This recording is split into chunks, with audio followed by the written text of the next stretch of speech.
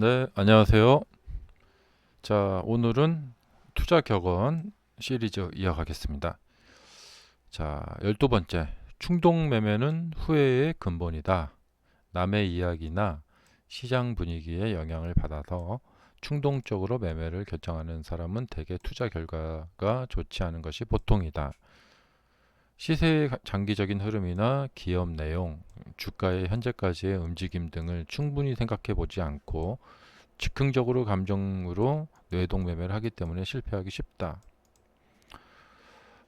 저도 그동안 돌아보면은 이제 제가 이제 전업 투자를 하니까 주변 사람들이 그냥 뭐 이제 주식에 관련된 이런 주제를 이제 이야기하는 경우가 있는데 어떤 주식 뭐 사면 좋나 이렇게 물어보면 어 그 순간에 뭐 그냥 뭐 테슬라가 앞으로 뭐 10년 정도 장기 투자하면 괜찮을 것 같아요. 막 이렇게 말을 합니다.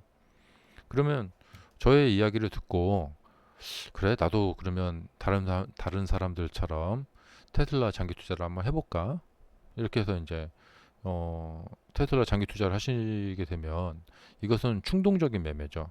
예. 남 이야기 듣고 요즘 뭐 전기차 그러니까 그때 2021년이 그랬던 것 같아요. 뭐 전기차가 막 대세고 맨날 뭐 언론 유튜브에서 전기차 리뷰 영상들이 막 올라오고 그러니까 그런 어떤 시장 분위기 예. 이 시장 분위기 같은 경우가 보면은 돌이켜 보면은 2020년에 뭐 서학개미가 어쨌다. 그리고 그때 뉴스 보면은 증권사의 신규 계좌 개설 막 엄청 늘어나고 있다. 그다음에 뭐 그냥 현금 들고 있으면은 그냥 가만히 있어도 막 거지가 된다. 뭐 이런 막 어떤 시장 분위기, 언론이 만들어낸 매스컴이 만들어낸 그런 분위기. 그래서 나도 이제 테슬라 한번 사봐야겠다. 막 이런 분위기 있죠. 음. 그런 이제 분위기에 휩쓸려서 충동적으로 매매를 하게 되면 되게 결과가 좋지 않은 것이 보통이다. 그런 말이죠. 음. 그러니까 우리 개개인이 모두가 다 어떤 뭐 주식 전문가나 경제 전문가가 될 수는 없어요, 사실은. 예. 결국에 시장 분위기나 이제 남의 이야기를 듣고 그런 어떤 충동이 일어나는 거죠. 나도 주식 투자로 좀 돈을 벌어봐야겠다. 지금 우리가 살고 있는 시대가 그런 것 같습니다.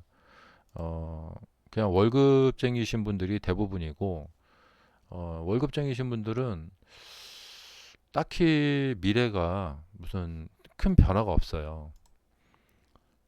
음, 그렇다고 뭐 돈이 많으셔갖고 뭐 부동산 투자를 한다거나 그렇게 할 수도 없고. 그러니까 딱 뭐 할 만한 게 뭐 주식 투자밖에 없어요. 예. 근데 주식 투자를 하면은 돈을 잃는 경우가 많다 이런 얘기를 들었기 때문에 어, 주식 투자를 하기도 좀, 이게 좀 두렵고 이제 그런 상황이죠. 음. 음, 그래서 이런 와중에 뭐 주변에 누가 주식 투자로 돈을 벌었다 그러면은 어떤 게 그런 게 충동이 일어나게 됩니다. 누가 뭐 비트코인 투자로 뭐 얼마를 벌었다 막 이런 얘기 하고 막 그러면은 그래서 어 이거 조심해야 돼요. 예. 결론적으로 보면은 결론적으로 다들 남 이야기 뭐 누가 주식으로 뭐 나는 1억으로 얼마를 벌었다 뭐 이런 책이라던가 주식책 예. 막 그런 것들의 영향을 받죠. 예. 어쩔 수가 없어요. 음. 하지만 그래도 내가 이제 인식하고 있어야 된다는 것입니다. 아, 내가 어, 어떤 지금 이런 사회적인 분위기나 남 이야기나 이런 거가 나한테 좀 영향을 주고 있구나. 음. 하지만 이제 시작은 그렇게 충동적으로 하더라도 이제 좀 정도가 있겠죠. 너무 막 그냥 막 충동적으로 하는 것보다는 사실 우리가 모든 행동은 다 충동적인 겁니다. 어떤 영향을 받아서 TV 광고를 보고 뭐 예를 들면 예, 뭐 BBQ 치킨 광고가 나왔다. 그러면 오늘 저녁에 한번 치킨 하나 시켜 먹어볼까 이런 생각이 드는 거죠. 충동이 드는 거죠. 음. 어쩔 수 없고 하지만 너무 충동적인 건 안 좋다는 거예요. 예. 그리고 이제 충동적일지라도 어, 이제 그냥 하기보다는 조금 뭐 여러 가지 좀 알아봐야겠죠. 예, 장기적인 흐름이나 기업 내용, 또 주가의 현재의 그 움직임 이런 것들. 그리고 이제 이 주식을 이제 조금 해보신 분들 경우에 차트를 매일매일 보잖아요. 그러니까 차트를 보다 보면은 어떤 즉흥적인 감정이 일어납니다. 이렇게 주가가 막 올라가는 거 보면은 나도 모르게 가서 막 뇌동매매를 하게 됩니다. 나도 모르게 가서 막 추격 매수를 하게 되고 그렇게 됩니다. 근데 저도 경험상 보면은 그렇게 매매했을 경우에 그냥 운 좋게 잘 되는 경우는 몇 번 없고 대부분 끝이 안 좋아요. 예. 그래서 이 격언은 바로 이제 그런 이야기죠. 음, 여기도 그런 경우에 해당될 것 같아요. 이제 실적 발표 때 이제 앞으로 로버트도 뭐 로보택시도 나오고 뭐도 하고 막 하겠다 해서 막 주가 막 올라가니까 이 거래량 보이시죠? 여기서 막 이제 막 딱 추격을 한 거예요, 사람들이. 이런 것이 이제 차트를 보다가 어떤 즉흥적인 어떤 이런 감정이 이렇게 확 따라간 거죠. 예. 물론 이후에 이제 더 올라가면은 이제 수익이 나겠지만 만약에 이제 하락을 하게 되면 이제 완전 꼭지에 물려버리게 되는 거죠. 예. 그러다가 이제 힘들어서 스트레스를 받다가 손절을 하게 됩니다. 예, 그럼 손실이 굉장히 커요. 자, 지금 주식 투자는요, 이것은 개미들이 하기에는 좀 어려운 상황이에요. 좀 프로 투자자들이 해야 되는 상황이에요. 그러니까 일반적인 어떤 상식을 넘어서는 시세의 움직임이 나타나고 있어요. 그러니까 우리가 보통 이제 제일 우리가 쉬운 게 뭐냐면 주가가 이렇게 내려왔다가 이렇게 가기 시작할 때 이럴 때는 이제 하기가 쉬운데 주가가 이렇게 많이 올라간 상태에서 신고가를 따라가야 된다. 신고가 부분을 따라가야 된다. 이게 사실 쉽지가 않아요. 그리고 이렇게 올라갈 줄 알았더라면 요때 다 샀겠죠. 예. 근데 살 수가 없잖아요. 음.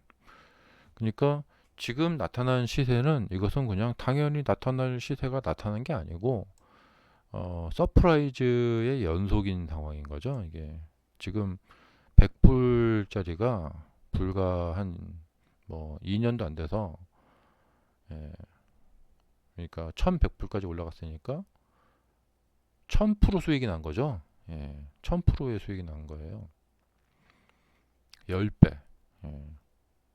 텐베거라고 하죠. 텐베거라는 게 진짜 10배 수익을 내는 건데 그것도 세계에서 정말 세 손가락, 네 손가락 안에 들어가는 이런 시가총액이 큰 종목이 텐베거. 예. 원래 텐베거라는 것은 이제 아주 뭐 스타트업 회사들이거나 그런 회사들이 이제 10배 수익 나는 거 막 그런 건데 시가총액이 큰 종목이 10배 수익 난다라는 것은 이것은 뭐 쉬운 얘기가 아니죠. 예. 아시다시피 뭐 애플이나 마이크로소프트나 이렇게 시가총액이 큰 종목들의 특징은 주가가 이제 상승을 하긴 하는데 이렇게 좀 이렇게 공룡이잖아요. 공룡. 예. 자, 지금 보시면 뭐 이제 그런 건데 어, 우리가 이제 충동적으로 매매를 할 수밖에 없어요. 예. 그러나 결과가 안 좋은 경우가 많습니다. 음. 그러니까 여기도 이제 테슬라도 사람들의 충동을 많이 일으키는 종목이거든요. 예, 뭔가 이렇게 막 서프라이즈한 이런 발표들을 많이 한단 말이에요. 그래서 여기서도 뭐 전기 충전 이제 다른 회사들이 이제 테슬라의 전기 충전 방식을 따르겠다. 그런 뉴스들 때문에 막 이렇게 막 올라가기 시작했고 그러면 이제 우리 머릿속에서 이제 연상이 되죠. 야, 테슬라가 이제 뭐 한마디로 주유소 사업도 하는 회사가 되는 거야 하면서 그게 막 연상이 되고, 그럼 그런 감정에 막 이제 막 어떤 대박 어떤 감정에 상상이 되면서 막 추격 매도를 하게 되는 거죠. 급등을 했음에도 불구하고요. 그리고 이제 앞으로 뭐 로봇 택시도 나올 것이고, 또 이제 주주총회도 있고요. 그 다음에 이제 또 실적 발표도 있고요. 막 이제 이런 이슈들을 보면서 그 이슈 하나를 보고 어떤 감정이 들어서 저 회사 막 사봐야겠다 막 이렇게 그렇게 하다가는 실패하는 경우가 많다. 그냥 운이죠 뭐. 그 다음에는 뭐 그냥 운 좋게 잘 올라가 버리면 이제 내 뜻하지 않게 투자가 잘 되고 장기 투자가 되는 거죠. 그러니까 보통 이제 가치 투자 분석을 하시는 분들이 뭐 이 회사는 지금 뭐 PER이 저평가되어 있다. 그렇기 때문에 합리적으로 그런 저평가되어 있는데 회사 자체의 어떤 포텐셜 이런 것은 살아 있다. 그러면 이제 그 저가 매수를 하는 거죠. 근데 개인 투자자들도 조금만 좀 노력을 하면은 같이 뭐 프로 가치 투자자들 못지않게 그런 것을 좀 그 할 수 있어요. 조금만 노력을 하면은 할 수 있죠. 지금 보면은 이제 미국에 보면은 이제 주식 시장에 이제 우리가 주로 빅테크를 보지만 이제 뭔가 좀 새롭게 이렇게 막 나타나는 종목들이 많아요. 예를 들면 뭐 셀시어스 홀딩스 이런 데가 있거든요. 이 주가를 보면은 어, 금리를 공격적으로 올렸던 2022년 하반기 이 주가는 상승을 해요. 모든 빅테크들이 하락을 했을 때. 예, 여기는 이제 셀시어스라는 드링크 음료를 만드는 회사인데, 그러니까 이런 것이 뭐냐면 이제 사람들한테 잘 알려지지 않은 회사인데 어떤 기업의 내용을 면밀히 살피시는 분들, 예, 그리고 그동안의 주가의 흐름들을 살피고, 그러니까 어, 처음에 스타트업에서 이제 흑자 전환이 되면서 좀 이렇게 두각을 나타낼 시기가 있어요. 그러니까 테슬라가 2019년까지 그랬었죠. 테슬라가 이제 이런 시기가 있었죠. 과거에 이 셀시어스처럼 자 요런 이제 시기가 있었고, 거기서 이제 두각을 나타내기 시작한 이런 흑자 전환이 되면서 이런 흑자 전환이 되고 이런 어떤 이런 바닥 부근에서 이제 벗어나는 그런 시기, 예, 그런 시기가 이제 좋죠. 근데 잘 찾아보면은 이런 셀시어스 같은 이런 회사, 그다음에 뭐 슈퍼마이크로 같은 경우도 그랬고요. 이제 이런 회사들을 이제 하는 거죠. 바로 이제 기업 내용, 주가의 현재까지의 움직임 이런 것들을 이제 생각을 하고, 그다음에 시세의 장기적인 흐름, 그래서 이제 그렇게 이제 두각을 나타내기 시작한 그런 회사들 많습니다. 뭐 이런 회사들이 지금 보면 뭐 퍼스트 솔라, 예, 이런 종목들도 그렇고 또 뭐 우리나라 뭐 쿠팡, 쿠팡도 이제 바닥을 막 다지고 올라가려고 하고 있고, 이런 회사들 뭐 사운드하운드 같은 데도, 사운드하운드 AI도 이런 것이고요. 그 다음에 이제 빅테크들도 이제 큰 흐름을 좀 봐야겠죠. 예, 네. 그래서 뇌동매매를 하지 않게 되면은 이런 바닥도 잡을 수 있고요. 음.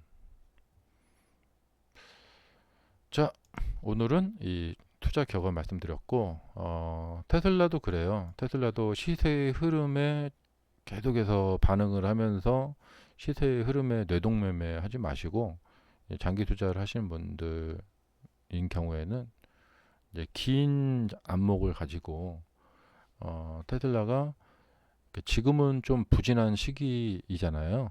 근데 이제 나중에 이제 좀 이 부진을 딛고 다시 또 좀 상승하는 시기가 올 수도 있고요. 그런 시기가 오는 걸 좀 보고 그때 가서 투자를 하셔도 되고, 그다음에 많이 떨어지면 이제 저가 매수로 들어간다는 생각으로 매수하셔도 되고. 근데 그렇게 매매를 하면 이제 뇌동 매매가 아니잖아요. 뇌동 매매라는 것은 이런 시세에 홀리는 겁니다. 시장 분위기에 홀려요. 그래서 막 쫓아가서 막 매수하게 되고 막 그러는 거죠. 자, 주말 잘 보내시고요. 이 영상은 여기까지 하겠습니다. 감사합니다.